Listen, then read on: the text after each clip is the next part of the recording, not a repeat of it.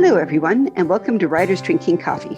This is a podcast of a bunch of writers sitting around drinking and talking about writing, publishing, and the whole creative process. We do not censor ourselves, so consider us PG-13. Today's hosts are Chaz Brinchley, John Schmidt, and me, Jeannie Warner.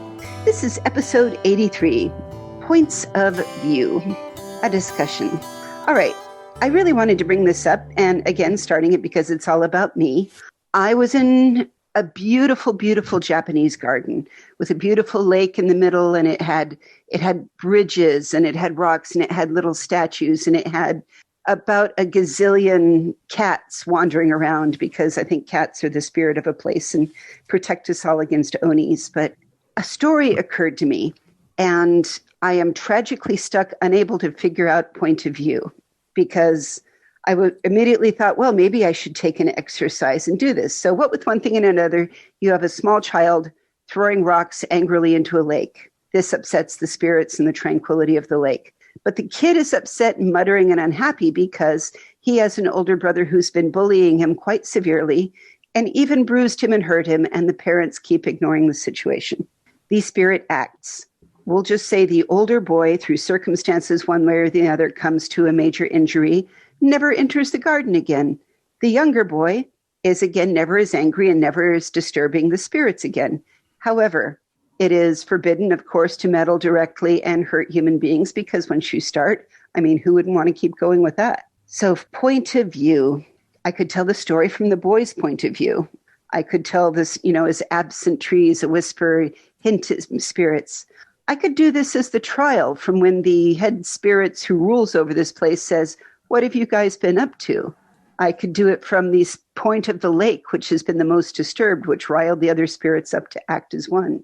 So many different points of view, and I'm parallels trying to figure out which one is the best. What are your thoughts? How do you decide these things? My vote in that specific instance, I would go for a point of view separated from the action. Like the spirit of the bridge, who had absolutely nothing to do with anything and just watched. So you get an impartial eye on the whole traumatic thing. But now, first person or third person? Third. If you're telling a story that involves multiple points of view, even if you're not going to flip from point of view to point of view, third is better because, hang on, I'm working this out on my fingers. Because if it's first person, then the most you can do is speculate about how other people are feeling, what they're thinking, yada, yada. If you're in third person, you can be more direct about it, and that would help if you have a lot of points of view to get across. Okay, I hate to be the clueless one here, but looking at my fingers, yes. Can we have a quick definition of first, second, third, so that I make sure I'm 100% right? Sure. I strolled down the road is first. You strolled down the road is second. He or she strolled down the road is third. It really is that simple. Yep. And then, of course, you get complicated. He will have strolled down the road. Yes. He would have strolled down the road had he not been interrupted by, yes. So the third person is more omniscient, you. Yes. There is a point of view that people these days call omniscient third, where the narrator knows everything that is going on in everybody's heads. It's never a good idea to flit from head to head, because that's just disorienting and induces vertigo in the reader. I'm with you. I had a manuscript that was pressed into my hands. Here, what do you think? And I pressed on through the second chapter because I loved the person who did it. And then I just had to go back and say, no. I have never run across anybody that can do 3 paragraphs in one point of view and then 3 paragraphs in another and then 2 and then 6 and switch. I've never had it work properly at anything. And therefore, you're not the first to succeed, let me tell you. That's a glass mountain that no horse has made it up, and you're still the copper rider. Okay. So that's point of view. There's, time, whether it's past tense, present tense, that's tense, but point of view is how you tell the story. We talked a little bit about this in another episode when we were discussing telling the story from the sidekick. And in particular, I think it was Alma was talking about how she had a sidekick character, which, was the perfect person to tell the story because he was an accompaniment to one of them. Right. And the other take on that, of course, is that the sidekick has a whole individual story of their own going on in tandem with the known plot, but entirely separate from it. Rosencrantz and Guildenstern are Dead is the classic example. That's where I go every time. Yeah.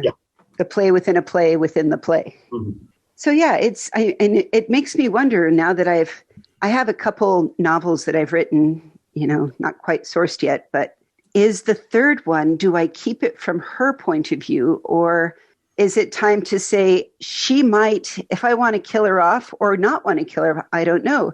Is it worthwhile to tell the next part of the story from the point of view of one of the other characters in the first one? And it really gives me an interesting perspective because, for one, instead of being an insufferable know-it-all, I can now be another person who's aware of the it's sort of like the Dr. Watson to the Sherlock point of view. Yes. I have an unwritten third novel that tags onto the end of. It should have been a trilogy. It was supposed to be a trilogy, and the first two are first person narrated by one character, and the other was going to be from a completely different point of view. Is this Desdemona and Pandemonium? Exactly for that reason, to give a separate perspective on that main character. But I never got to write it yet. I don't know. When you think about it, there's an argument that this was somewhat done from the Luke point of view. Like the first Star Wars movie was pretty much all about Luke. Yeah. And then the second Star Wars movie was a little bit more Leia and Han. And the third one was definitely more Leia and Han. And then he moves from being the center character in episode 4 to a very distant character, the sage on the mountain, as it were. Yes. Well, the thing about episode 4 is it's a Bildungsroman, which is one of my favorite words. It's about an apprentice's journey towards mastery. And once you've done that in one movie, the other two movies can't be about that anymore. So you have to move on and examine other characters and find a place for your apprentice approaching mastery in a wider story, because that's a narrow story about one character becoming what he was destined to be. It's a space opera. It's pan-global, it's pan-galactic, but nevertheless it's narrow. Is it a way to also, one of the strengths of the multi-character pieces, like consider the strength of original Star Trek and many of these others, is Battlestar Galactica.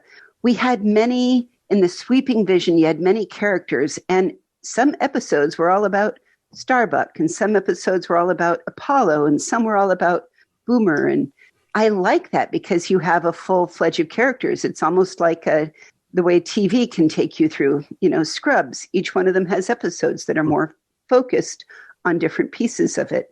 And it makes them all very alive for me, which is something that I really like about it. And it avoids the savior of all unkillable character. And I don't just mean unkillable character, but I've read a lot of stories where the main character never fails. I use like Simon R. Green's Nightside series. I love them. Please don't understand. I loved the first 4 very much. But after a while, it was like, yep, another apocalypse, another this, another that. I almost don't need to read more of them because I've already read it. Yeah. On the other hand, in some contexts, the unkillable character is actually important. It's important that they don't be killed. Modesty Blaise. Okay. Yeah. You can't end a Modesty Blaise with her dying. You just can't. And of course, when he was tired of writing her, Peter O'Donnell did exactly that in a short story. Sorry, that's a spoiler.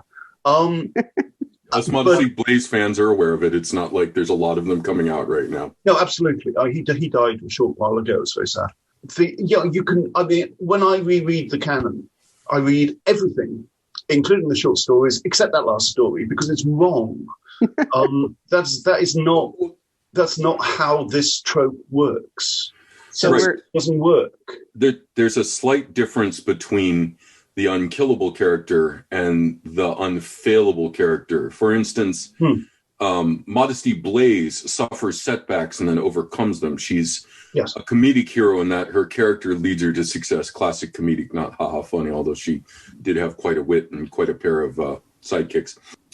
But compared to some other heroes who just can't fail, you lose a lot of dramatic tension focusing on those godlike beings. So Modesty Blaise spends all of her time fighting against criminal powers and dehumanizing powers and usually rescuing macho men who often die or helping avenge them. It's a wonderful flip on the noir trope, which I think was one reason it was so successful. Anyway. It is, and I love noir, but I look at other ones like Laurel K. Hamilton's heroines, who only become more and more and more popular until basically, I think, not popular. Powerful. They become more and more powerful until they eventually all become gods and then dance my puppets or whatever it is. And for me, this is just personal. I find those a little dull after a while. I can read, let's be honest, I can read 8. And then. So both of the topics so far are discussing focus. One on how you're focusing on the voice of the book, and the other in how you focus on the character long-term in the series of stories. With experienced writers, the thing is one moves from simple to complex, right? If you're only telling a story, it can be as simple as a man rides into town, a woman rides away, which is a little more complicated than the original. When you have to talk about that person over 27 years, Chaz, could you say the word again? You say it so beautifully. Bildungsroman? Yes, exactly. The journey from apprentice to journeyman to master can only really be done once, maybe twice if you allow them to change fields. But there's all these other people in the stories. I'm going to, of course, tout one of my favorites, Terry Pratchett, who put out swaths of books about throwaway characters, jokes in earlier stories. I mean, in the original story, the librarian being turned into an orangutan was because he laughed at the word orangutan. That eventually led to a major character. The same for the Wee Free Men. And the initial stories were all about Rincewind. And after a certain number of books, Rincewind only shows up to run away because he's kind of boring. He's extremely boring. I get very, very tired of Rincewind running away. Right. And that's why he's mentioned in passing as background color. And you're looking at Sam Vimes, who had a much more complicated journey. You're looking at, Carrot, the one true living under the oak tree king. You're looking at, the best stories were about starting a 10-year-old girl in a hand-me-down dress, the Aching series. I have not read those. You're in for a treat when you get there. Unfortunately, I'm not gonna ruin it, but that is the end of his career, and you can see the last book he has lost some of his skills. But moving back to the topic, if you tell a simple story, you can employ a simple voice. And this is advice for some of the writing students that we've all encountered. And one of the things I love about this podcast is how much I've learned about writing from it. You can tell a simple story in a simple way. You can tell a complicated story in a complicated way, but you can tell it in a simple way. But as you go on, all stories become complicated, and you're going to have to get better at telling the other viewpoints, what's happening, because all of these are just little slices of a giant life. Yes. There was a story, and I am crying that I cannot remember the author in the story, but it was a different way. It was in the old kind of Native American storytelling. It's all of the animals down in a hole telling a story of a thing that they hold in their hands, and they don't know what it is, but the only way to know about it is to tell the story. So the equivalent of Fox gets it, and Fox tells the story, and then Eagle tells the story, and then... And the stories they tell us about them. Yes, and at the end of it, but they're each taking a thread of the thing and about them that is turning it into a truth. And then I think and then the bear tells the story, and then all the animals agreed, yep, that's the right one. Okay, bear's right. Okay, that sounds awful. It's killing me. I can't remember it. So I'm gonna try to look it up and find it, and put it in.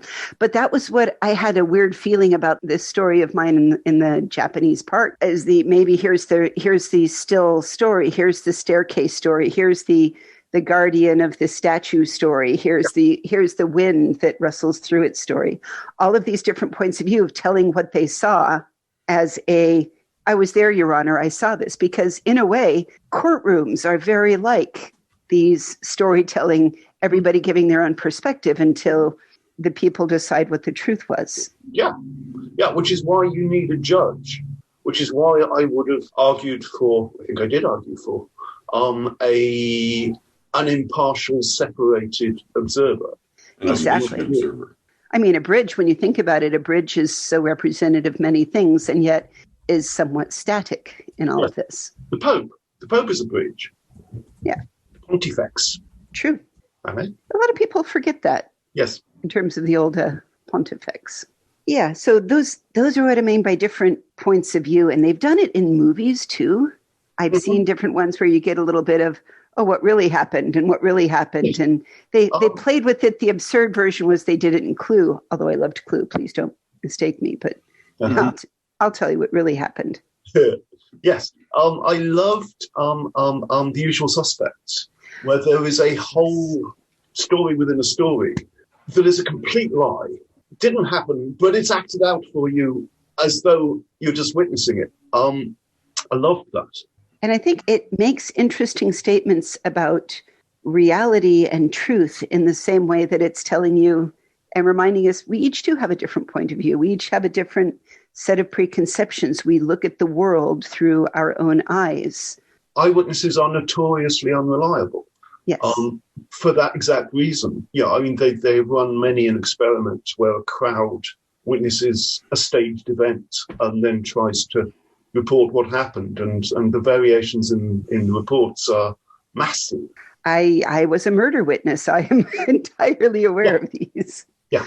So, and my darling Bitsy was in the car next to me, and I had learned years ago that our brains work differently, but he saw one thing out of place and bad and over-focused and missed many other things, whereas I had a little bit more training on, something weird happened, quick, what time is it, what else do I see, where else is around, what's going on, because it's just a different set of training. Yeah. Not just a different set of training, though. It is specifically a different framing for how you see. And so what you see is informed by, I'm meshing up the words here. If you are trained immediately to ask the 5 questions, who, what, where, when, you immediately put things in your brain. 4 questions. Why is the question you never get to answer. Okay. You missed how. Who, what, why, when. Where, how. I learned it as height, color, markings, motions, and observed intent, right? Yeah. In a security. Observed intent is interesting. Yeah, that brings us back to point of view and it reminds you to put in your head, are they determined, or do they look scared? Because you will automatically observe that. Sure, but it's not admissible in court. It actually is. Yeah. So here it is. My training was to go down to get sent to a customer site, and they have had some sort of breach or burst or something is wrong. Yeah. By the time that somebody sends me to do it, I am supposed to record every single thing. Like in my observation, the person who entered, he looked nervous. He looked angry. They were happy. They were merry. These are the observed emotions that I have that contribute to my record of investigation. Everything from what time, what did they bring, who brought it, what was said. I am literally creating a record of investigation because 6 years from now, when I am called up for this in the actual court case, the only thing I am allowed to refer to is my statement and my record of investigation. Right. So it's like, well, I don't think, maybe he wasn't angry, maybe this. I'm like, no, I asked him, are you angry? And he said, why, yes, I'm furious. I have a record of it right here. So yes, my observations of their mental state do matter. if I observe it and write it down, because memory adjusts and memory changes, and I can tell you how to actively warp somebody's memory. You can also completely misread an emotion. Yes, but your impression does count. Yes. Interesting. Yeah. So, for instance, we are not ever just, dispatched alone. I'm recording the record of investigation, but I have a team. This case was me and Jay went on down there, and Jay was my techie and she was the one dealing with all the other techies, whereas I was the person explaining, this is what we're going to do. This is what I expect to find. Do you agree? All of these different pieces. So, right. The administrator and the animusis, if I'm saying that correctly. Yeah. How do we decide what the truth is? What do we all consider to be acceptable evidence? What are we getting? And so if I ran across somebody that was upset and nervous and imagine yourself in the biggest frizzle ever, my job is to calm you down so that I can get real information out of you. If you are calm, nay laconic, nay hostile, my job is to then kind of raise your happiness or serotonin levels, or maybe create even a little bit of anxiety to make, you probably should talk to me before somebody with a badge comes along and wants to talk to you. Going back, now that we've explored that side thing, question for the more experienced writers here, which is you guys. What do you find the easiest point of view to write in? It's first person, second person, third person. First. First is easy and third is easy in a completely different way. And I'm not even sure how I make that decision, which way I'm going. Yeah. Tell me more. I'm trying to work this out on my fingers as I speak, and I don't find that easy. Yeah, first is easy because it's simple, because you're just there. You're in one space. You're in one person's skull. And all you have to tell is what they see and do.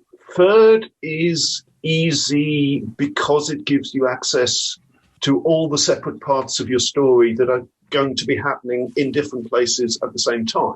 Each is also, first is complicated by its own simplicity, because you're limited to one perspective on a story that is inevitably wider than that. And of course, the corollary of that is the third is complicated because you have to juggle different points of view at the same time and tell it in a narrative order that will make sense to a reader who only has the words you give them to work with. Yeah, I find it easier to do the I, because then it's me telling the story. And if I happen to be wearing a lion's skin or a bridge's skin, if I'm a bridge, I will tell it as a bridge. But if I'm doing it third person, I actually have to work a little bit harder, because I have to figure out how much emotion I can put in there and what is the genuine emotion for the bridge, or if there is, or what are its thoughts, or how can I make sure that in an unknown future, hopefully reader will then come back and be able to relate to this and see themselves in the story, or at least see the story come to life for them with enough detail that it's real. Mm-hmm. So yeah, those are both of those. I wrote a story last month, which will be coming out in Tor.com at some point this year. Yay! If you ask me what point of view it is, I actually struggle, because it's a first-person story in that clearly there is one person narrating it, but he never talks about he or she, they never talk about themselves. They talk about their culture. So it's like first-person plural. Yeah, they say we a lot. And they say you a lot, because there is assumed to be one reader, one active participant in their story that they are talking to directly. So it's odd. And it was huge fun to write. Can't wait to read it.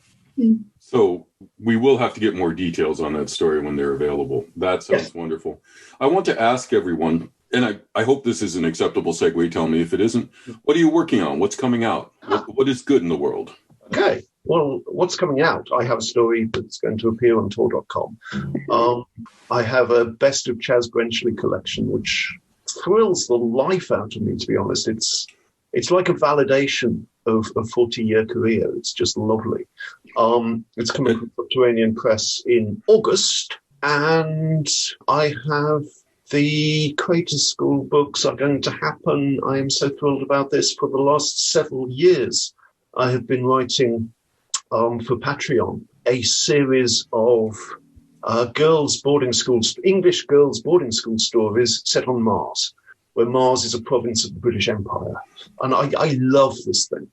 And I thought I would have to self-publish it in the end, because it is such a strange project. I mean, this is kids' stories written for adults. There is no marketplace. Obviously there is, because you obviously sold it. There is. Yes. My beloved Shel Morgan at Wizards Tower Press has jumped on them, and the first of those will be out in the spring, and I'm so excited. My God, that's wonderful news. For me, I think we're about to launch our Kickstarter for the RPG, the live D&D 5th edition version of Oz. And I'm so tickled I can't stand it. We're just doing little bits of polishing now. For me, it's making sure that all of my descriptions match the amazing art that they've commissioned to have done. So we have... Okay. Tell us a bit more. I mean, it's called Oz. What is it? Well, it's Adventures in Oz, basically. As you all are aware of the way that copyrights work, L. Frank Baum's Oz series, the first 20 books, are out of copyright as of this last year. So, hooray. Now, I am a geek, as many of us are. And in my geek land, it becomes can I play D&D in Oz? Can I take my D&D group, have them taken up by a cyclone and dumped in the land of Oz? Or can I do role playing just in the land of Oz? And what would it be like? And what did it look like? And originally it started to be just, here's your Dungeons and Dragons in Oz version. But apparently I wrote way too much. And so now we have a full player's guard and a game master's guard with some adventures set in it that we've been play testing. So I think it's going to be really cool. You wrote too much. That is... I know, right? That is... And your writing is a delight. So that is two sets of absolutely fantastic news. Yeah, it's going to be neat. And I want to just say hurrah to all the writers and the guys that I was working with here, because although Frank Baum came from a family of suffragettes, what he had was a product of the time. So we have tried very much to modernize it and make Oz the land that adults can play in too and be a part of. And hopefully everybody will be able to see themselves with some representation and something that they can relate to. Plus, not every female character is running around in high heels. I worked very hard on this, which is hard with art, but that's a whole different, argument out there in the world of fantasy art. But no, I'm really excited for this because I think there's a chance that anybody would enjoy playing it. And I think it's neat and it's so pretty. So maybe I'll include a picture in this episode when we get it out there. That would be great. Yeah, it's going to be cool. Yay. So as soon as 2020 is over, like hopefully January 20th, the end of January. Yeah, I'm looking forward to it. And I think this is going to be a good year. And we have a lot of exciting people to talk upcoming soon. And I want to say thank you, guys. We are on episode 82 now. We've been at this for, in a couple more months, we'll been going on 2 years. And thanks for coming on this journey with me, guys. Oh, it's been such fun, Julie. Thanks for organizing. I have learned so much. It has inspired me in ways I did not expect. But the weird thing for me is that the things I learn come somewhat sideways, not at all what I expect. A podcast set Savant and Sage giving me writing advice that just blew through one of my roadblocks. Oh, that's how you do it. Tent poles. Being able to talk to people about point of view and learning more about the omniscient breasts with Kate Elliott. And from there, all of the world building. There is so much here, and it is so joyful to discuss, and I'm so thankful to be part of this. Me too. And we will put links again to the podcast and interesting things that we mentioned today on our website, which is www.writersdrinkingcoffee.com. You can find us on Facebook and Twitter. We love email. If you're a writer and interested in being on the show, give us a shout. We'd love to have you. You've been listening to Writers Drinking Coffee, a labor of love and enthusiasm put together by the hosts. As we fly merrily through these midwinter holidays into the new year, try to think kindly about everybody you meet for the next 2 weeks. We're so close to rid of 2020, and that deserves celebration. Our main web support magic is brought to you by Deirdre Schween, and our sound engineer and backup web spider is David Welsh. Our podcast sponsor is Forever Jackal Designs, who makes you all cool WDC swag to wear and impress your friends. And here's a shout out to the bean scene in Sunnyvale. Hey, thanks for listening, guys.